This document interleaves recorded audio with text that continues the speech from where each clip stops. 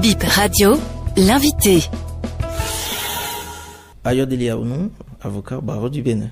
Est-ce que vous confirmez que le procès de votre client Olivier Boko et ses co-accusés, c'est bien ce 21 janvier 2025?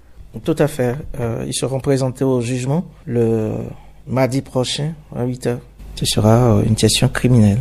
Qui sont les autres accusés à la barre et ils sont au nombre de combien au total? Au regard des éléments de l'arrêt de mise en accusation, ils sont 6 à être poursuivis. Les personnes poursuivies sont renvoyées devant la juridiction de jugement parce que déjà le lundi passé, la Cour suprême, devant qui nous nous étions pourvus contre l'arrêt de confirmation de l'arrêt de mise en accusation, a rendu une décision favorable à la poursuite. Après avoir déclaré notre pouvoir recevable, elle n'a pas cru devoir nous suivre dans les moyens que nous lui avons soumis, évidemment pertinents.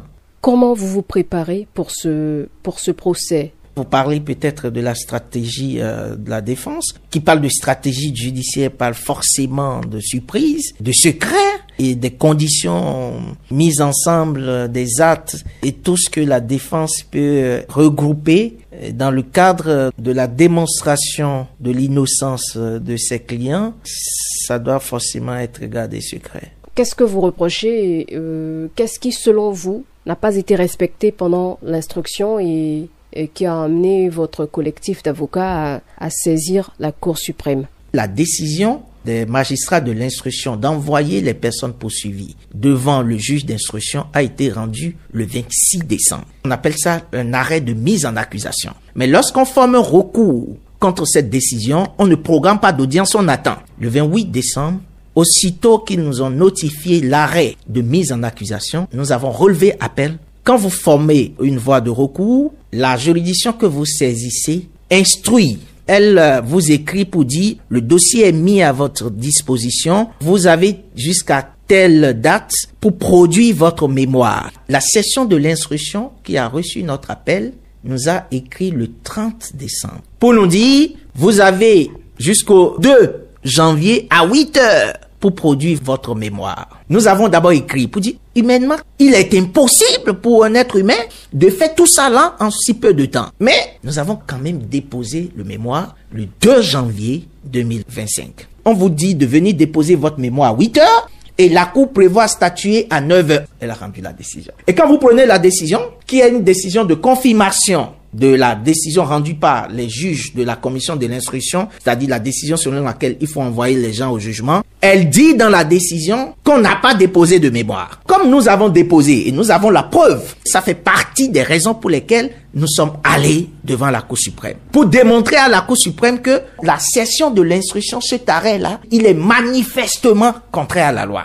Il y a des demandes que la défense a adressées légalement au juge d'instruction. Lorsqu'il reçoit, il doit statuer. Vous avez fait quelle demande? Je vous donne un exemple. Le décomptage de ce que vous avez entendu sur les ondes, qui est de 1,5 milliard. À aucun moment, M. Omeki n'a reconnu avoir 1,5 milliard dans sa voiture. Donc vous avez demandé qu'on recompte les sous? Évidemment. Il y a également, vous avez entendu mon confrère Maître Kato solliciter l'audition du chef de l'État. Mais la loi impose au juge de statuer. Ça dit que vous devez rendre une décision, soit pour les accueillir et ordonner ce que les avocats demandent, soit pour les rejeter. Mais au jour où intervient la décision de mise en accusation, vous avez encore les demandes là. Les magistrats ne répondent pas. Et c'est dans ces conditions qu'est intervenue la décision de clôture et de dessaisissement. Et la Cour suprême a rejeté votre recours. Qu'est-ce que cette décision suscite en vous? Ce qu'il ne faut pas, c'est de perdre absolument d'espoir. Et lorsque vous pensez avoir raison et que vous ne faites que perdre, mais ce qui va hypothéquer définitivement la possibilité d'avoir une victoire, c'est d'arrêter le combat. Lorsque vous n'arrêtez pas le combat, un jour, on ne sait pas quand, quel type de soleil va se lever, mais même un profane à qui on exposera les moyens que nous avons présentés, il y a des évidences. Et nous avons dit à la Cour que nous avons la violation des droits fondamentaux de la défense a atteint un niveau où nous nous demandons, mais est-ce que c'était nécessaire de faire un procès? Est-ce qu'il fallait pas prendre un décret et notifier les peines aux personnes poursuivies. Et puis bon, on s'arrête et puis chacun passe à autre chose. Alors, les décisions de la Cour suprême sont insusceptibles de recours. C'est ça qui explique que la Criette a programmé l'audience du 21 prochain. Et qu'est-ce que vous espérez de ce procès? Je sais plus. Mais c'est pas le jugement qui juge les gens, parce que c'est un procès public. L'opinion publique se fera son opinion sur l'innocence, la culpabilité, les conditions légales de condamnation relativement à cette affaire. Ça fait partie de l'objectif principal de la défense. Quant à la question de savoir si nous allons directement vers une décision d'acquittement, je vous dirais tout simplement qu'une décision de condamnation, dans les circonstances que je viens de vous décrire, ça me surprendrait pas. Mais notre combat, c'est que si même les juges ne nous entendraient pas, notre combat, c'est que l'opinion publique puisse nous entendre. Si je dois anticiper sur mon sentiment profond, c'est que dans ce dossier, les conditions techniques d'une condamnation, je ne vois pas comment ils vont réunir ça. Il y aura de la contradiction, vous aurez la parole et le ministère public aussi, vous allez défendre vos idées. Et vous allez faire votre opinion après ce croisement d'idées et d'arguments. Vous savez, à l'heure où nous allons au jugement, nous sommes devant la Cour suprême sur la régularité même de la procédure. On ouvre parallèlement une seconde voie pour aller au procès, alors que la question même de la régularité de la procédure est toujours pendante devant la Cour suprême. Mais vous serez au procès.